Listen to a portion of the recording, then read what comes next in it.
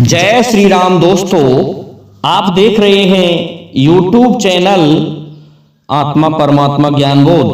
तो दोस्तों, आप सभी का हार्दिक स्वागत और अभिनंदन। दोस्तों, आज हम आपको बहुत ही सुंदर कहानी लेकर आए हैं।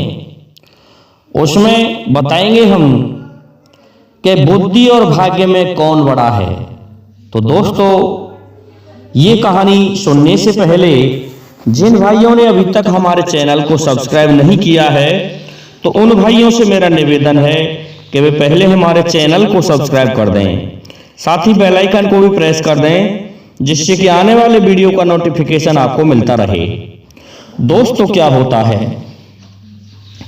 कि एक बार ब्रह्मा जी के पास में बुद्धि और भाग्य दोनों लड़ते लड़ते पहुंच गए और ब्रह्मा जी से कहने लगे कि हम दोनों में कौन बड़ा है। ब्रह्मा जी कहने लगे, तुम ही बताओ। कि बुद्धि कहने लगी मैं बड़ी हूं, लेकिन भाग्य कहने लगा कि मैं बड़ा हूं। ब्रह्मा जी कहने लगे कि इस पर हम परीक्षण करके देखेंगे, तुम में से कौन बड़ा है। दोनों को आदेश दे दिया।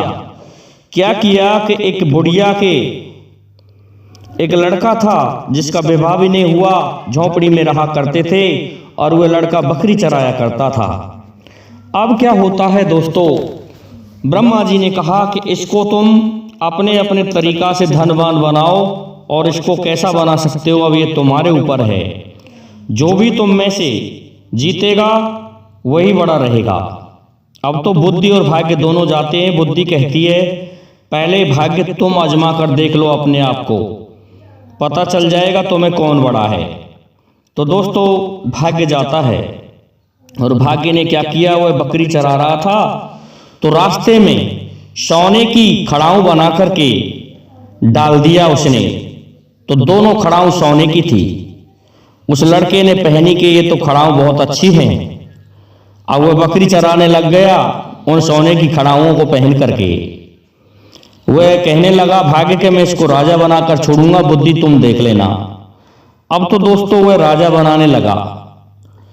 इधर क्या होता है कि राजा का सौदागर आता है और वह सोने की खड़ाऊ देख के कहता है कि चरवाहे के पास में सोने की खड़ाऊ है।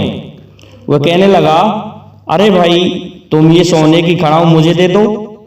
वह कहने लगा, आप क्या दोगे इनके लिए? कि मैं तुम्हें 10,000 रुपये दे दूंगा। तो दोस्तों, उसने दोनों सोने की खड़ाऊ उस सौदागर को 10,000 रुपये में दे दी। वह उनको ले आया और फिर बकरी चराने लगा। भाग्य कहने लगा कोई बात नहीं, इससे गलती हुई, लेकिन अब की बार फिर हम इसको बड़ा करेंगे। फिर से उसने सोने की खड़ाऊ रास्ते में डाल दी और उसने फिर पहन ली। अब तो दोस्तों फिर से सौदागर वहां होके निकला। वह कहने लगा इस चरवाहे के पास कितनी सोने की खड़ाऊ हैं जो ये प्रत्येक दिन पहन लेता है। इस प्रकार वह कहने लगा कि अब तुम क्या लेना चाहते हो इन सोने की खड़ाऊं का।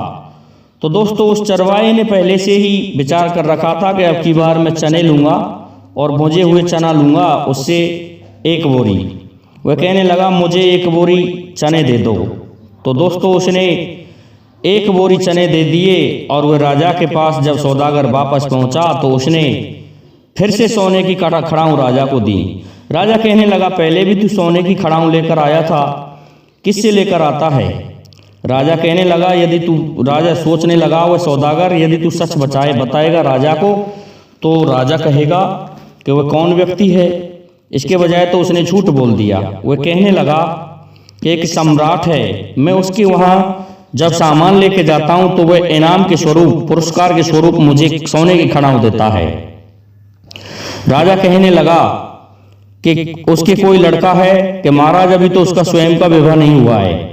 तो उसका विवाह नहीं हुआ है तो ऐसा है मैं मेरी लड़की से विवाह करना चाहता हूं, उसको जाके सूचना दे दो।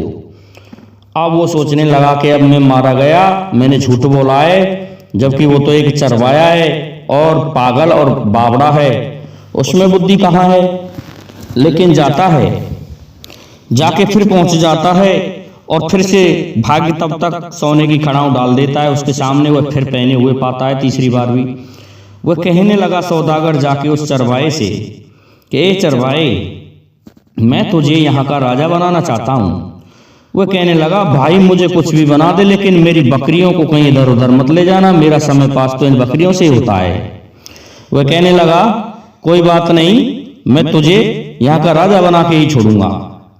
तो उस सौदागर ने किला बनवा दिया, उसमें दोनों माँ और बेटे रहने लगे। लेकिन फिर भी वह लड़का क्या करता, बकरियों को खोल के चराने जाता था। सौदागर ने वहां पर सिपाही सेना समस्त व्यवस्थाएं कर दी, फिर भी वह बकरी चराने जाता था। सौदागर सोचने लगा, ये पागल है, लेकिन मैं करूं तो क्या करूं, मुझे राजा से किसी भी प्रकार से निपटना है। अब तो राजा कहने लगा कि तुम जाओ संबंध लेके और मेरी लड़की का संबंध वहां करके आओ। तो राजा के कहने से उस सम्राट अर्थात उस चरवाहे के पास में नाई और बामन लेकर के वह चला जाता है सगाई करने। अब वह सगाई करने पहुंच गया, उसे सुन के बुढ़िया से कहने लगा, बुढ़िया तुम्हारे बेटे का मैं आज विवाह करा देता हूं। बुढ़िया में भी बुद्धि नहीं थी, क्योंकि बुद्धि तो बुद्धि ने हर रखी थी, वहां बुद्धि और भाग्य में लड़ाई हो रही थी।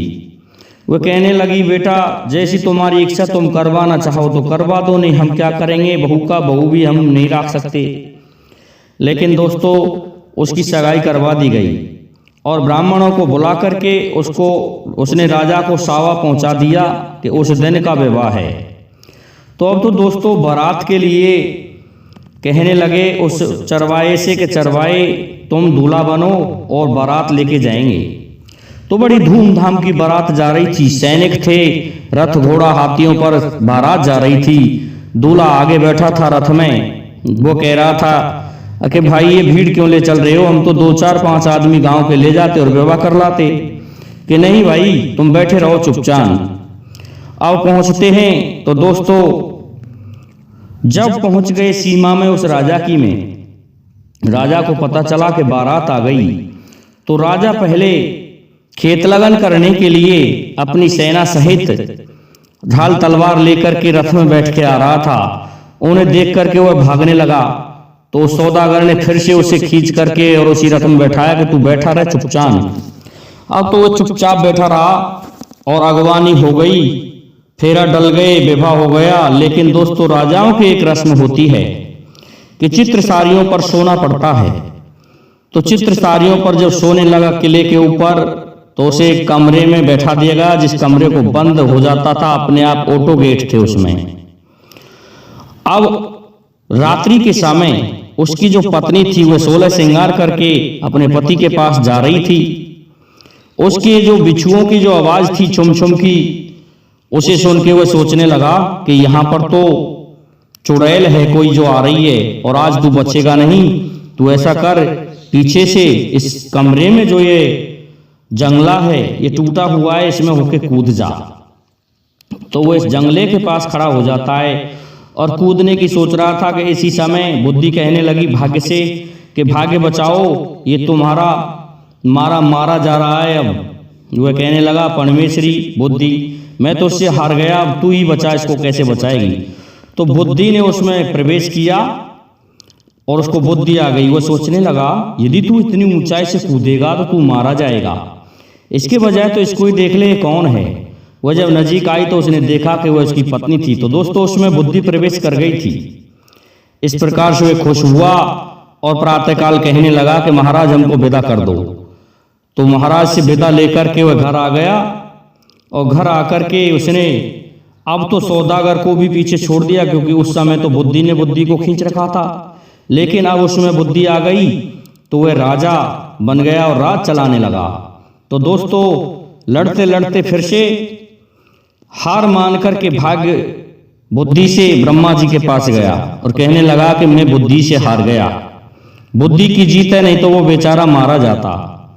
इस पर बुद्धि कहने लगी कि भाग्य तुम भी किसी से कम नहीं हो, लेकिन तुम्हारे पास जब बुद्धि नहीं होगी तो भाग्य का क्या करोगे। इसलिए दोस्तों बुद्धि बड़ी रही। तो हमने आपको सुनाया, हम समझते हैं कि आपकी समझ में वीडियो आया होगा, इसलिए हमारे वीडियो को लाइक शेयर और सब्सक्राइब करें। साथ ही बेल आइकन को भी प्रेस कर दें, जिससे कि आने वाले वीडियो का नोटिफिकेशन आपको मिलता रहे। दोस्तों जय हिंद, जय भारत, जय जय श्री राधे, जय जय श्री राम।